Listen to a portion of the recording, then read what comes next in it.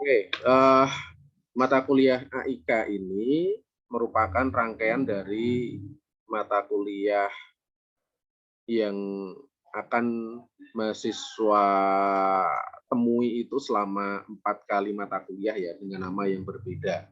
Yang pertama dulu namanya adalah kemanusiaan dan keimanan. Selanjutnya kemarin mahasiswa menempuh ibadah akhlak dan muamalah. Sekarang mahasiswa ketemu dengan kemuhamadiahan dan keaisyahan. Besok mahasiswa ketemu dengan AI keempat namanya adalah Islam dan Iptek. Itu merupakan rangkaian mata kuliah AIK yang nanti mahasiswa tentu akan jumpai itu.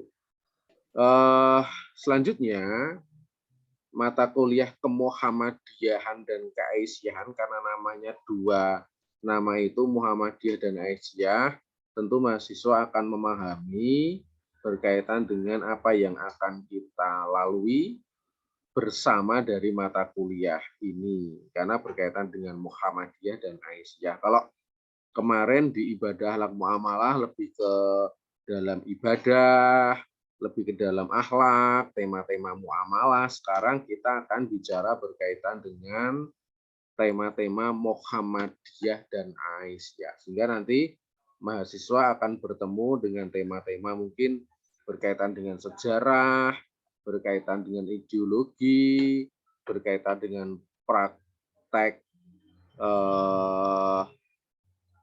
kultum ataupun juga praktek penyuluhan, juga nanti ada proyek yang akan kita lalui.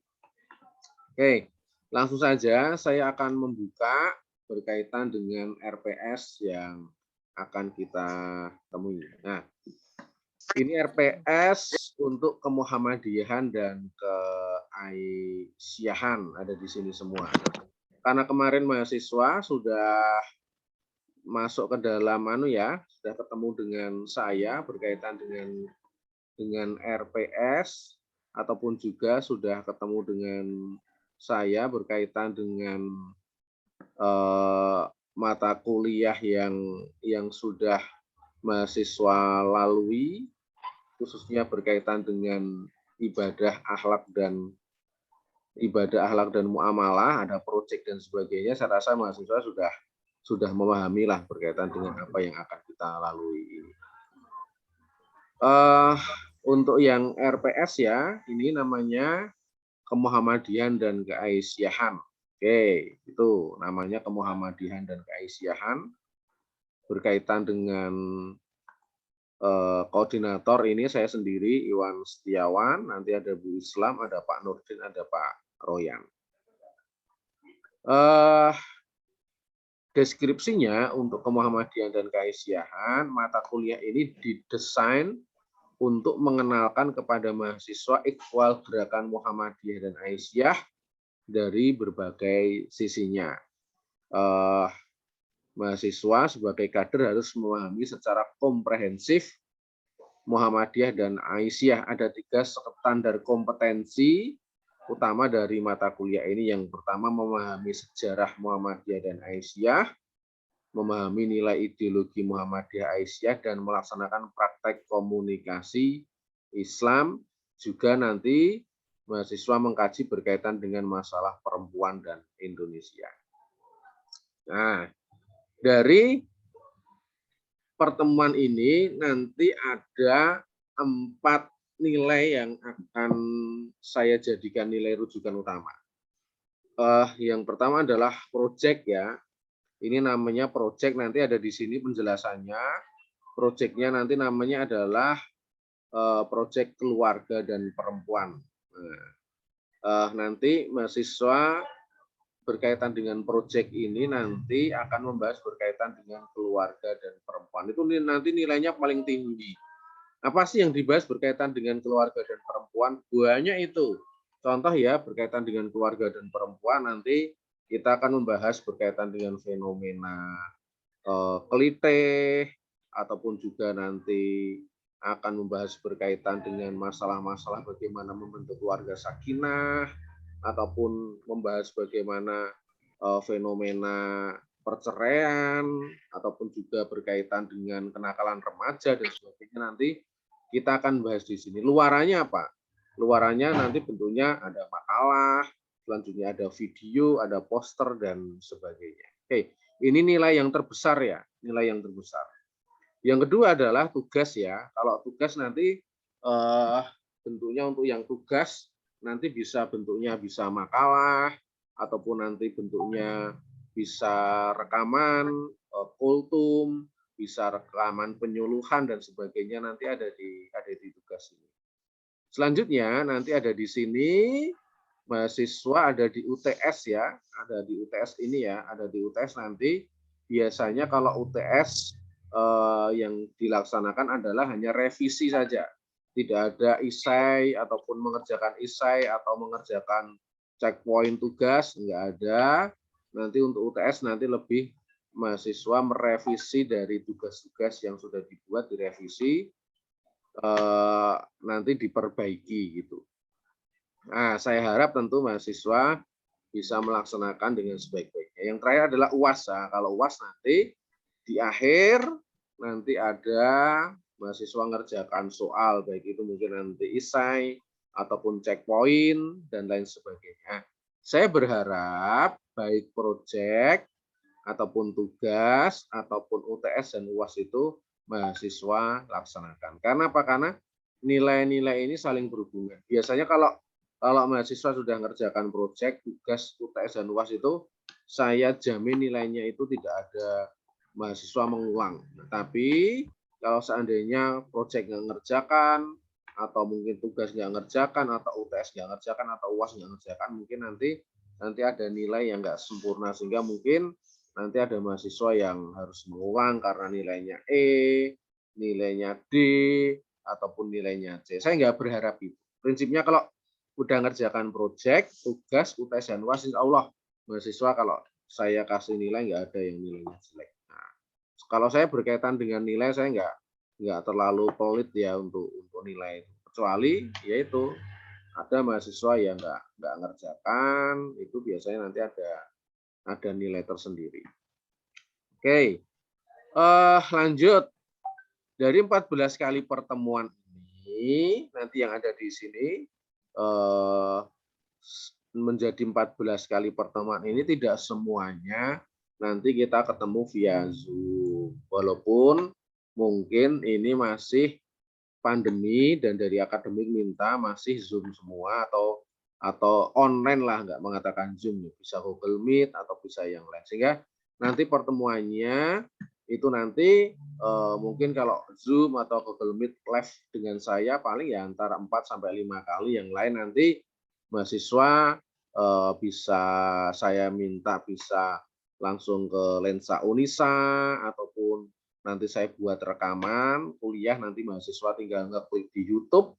Selanjutnya nanti mahasiswa bisa ngikuti kuliah via YouTube. Nanti kalau tugas nanti di Lensa Unisa. Nah, prinsipnya nanti ada YouTube, ada Lensa Unisa dan sebagainya. Nanti mahasiswa bisa di situ. Nah, nggak harus nanti 14 kali pertemuan ketemu dengan saya seperti ini. Nanti untuk yang PJ ya, untuk yang Mas Rifai, nanti biasanya 1 hari sebelumnya kontak saya, Pak, hari ini ada pertemuan, besok ada pertemuan, besok pertemuannya Pak. Nanti biasanya saya akan menjelaskan pada YTH mahasiswa bahwasanya hari Kamis pertemuan yang kelima bla bla bla bla, kita ketemu via apa dan sebagainya, nanti saya akan jelaskan sehari sebelumnya. Sehingga nanti Mas Rifai yang akan mengontak saya, nanti saya menginfokan ke mahasiswa atau prinsipnya PJ ya, nanti PJ ngontak ke saya.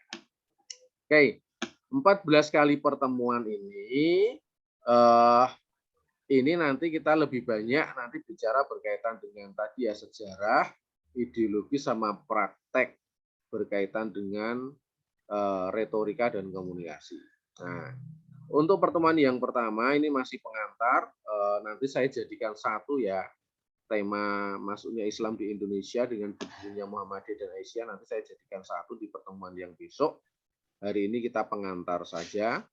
Selanjutnya nanti pertemuan ketiga profil Kiai Haji Ahmad Dahlan, yang keempat profil Ketua Muhammadiyah dan Aisyah. Nanti bentuknya biasanya saya minta mahasiswa buat makalah profil ketua ini, Selanjutnya yang kelima dan keenam nanti retorika dan komunikasi Islam, praktek retorika dan komunikasi Islam. Nah, pertemuan yang kelima dan keenam ini nanti mahasiswa kita akan belajar bareng bagaimana kita baik dosen dan mahasiswa belajar untuk retorika. Retorika itu apa sih? Retorika itu keterampilan untuk bicara, keterampilan untuk ngomong di depan publik. Nah, nanti luarannya apa? Nah, nanti luarannya nanti mahasiswa akan membuat video berkaitan dengan bisa kultum, bisa penyuluhan, atau bisa kajian, namanya apapun juga nanti divideokan sama mahasiswa sendiri, tugasnya nanti individu, selanjutnya nanti mahasiswa rekaman itu diunggah di YouTube lalu dikirim di Lensa Unisa. Nah, ini retorika komunikasi Islam sama praktek retorika dan komunikasi Islam. Pertemuan ketujuh, setelah itu nanti kita lebih banyak ke teori ya, bicara tentang ideologi Muhammadiyah.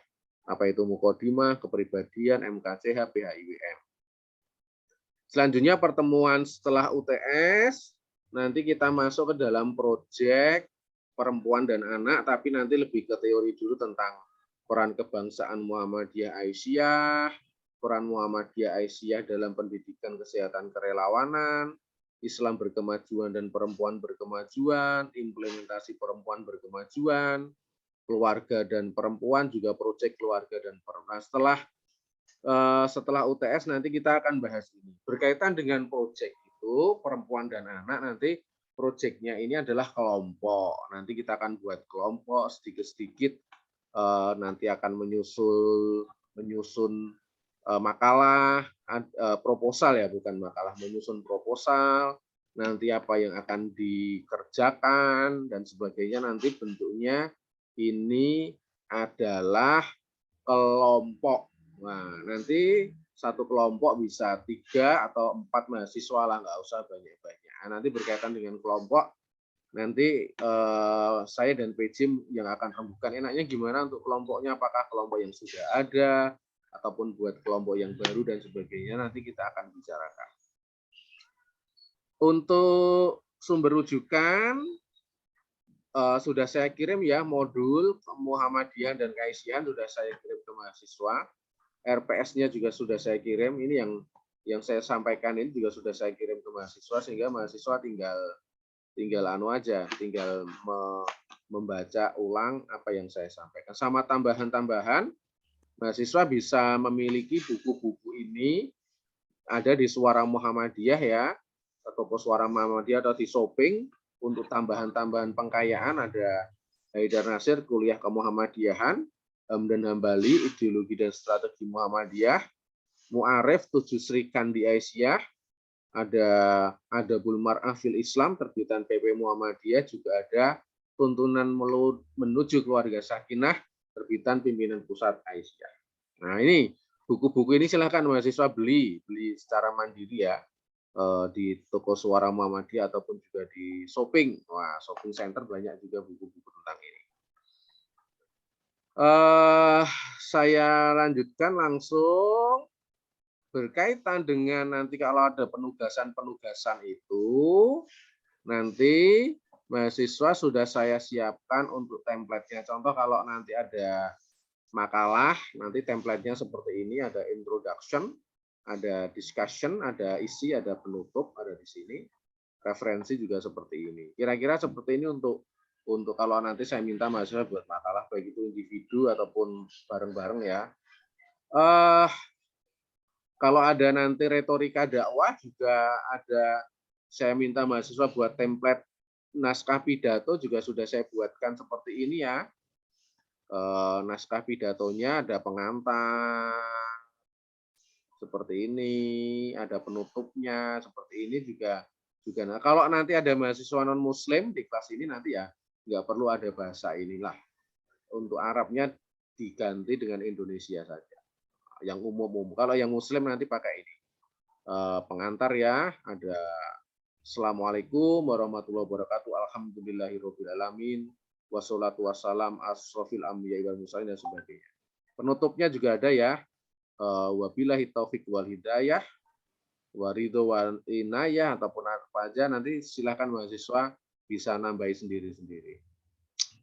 Untuk template makalah keluarga dan perempuan nanti ada di sini juga. Untuk yang project itu nanti seperti ini bentuknya sudah ada ya.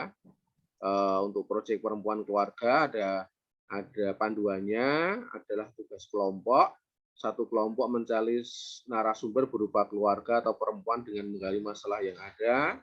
Selanjutnya susun makalah project untuk memberi gambaran dan solusi. Selanjutnya bentuk laporannya adalah makalah, video, poster, dan juga penyuluhan. Wah, ini untuk yang makalah saya sudah ada penilaiannya seperti ini. Untuk yang naskah pidato penilaiannya seperti ini yang bagus. Untuk video seperti ini, untuk poster seperti ini. Nah, sudah saya buatkan, tinggal nanti nggak usah susah-susah juga mahasiswa, nanti kita akan melalui itu, nanti saya akan sampaikan sedikit demi sedikit. Kalau sekiranya nanti tugasnya makalah, nanti saya jelaskan ini loh, template makalahnya seperti ini, silahkan mahasiswa buat seperti ini dan sebagainya. Demikian ya, berkaitan dengan apa yang saya sampaikan, berkaitan dengan RPS, juga tugas-tugas untuk kemuhamadiyahan dan keaisyaan.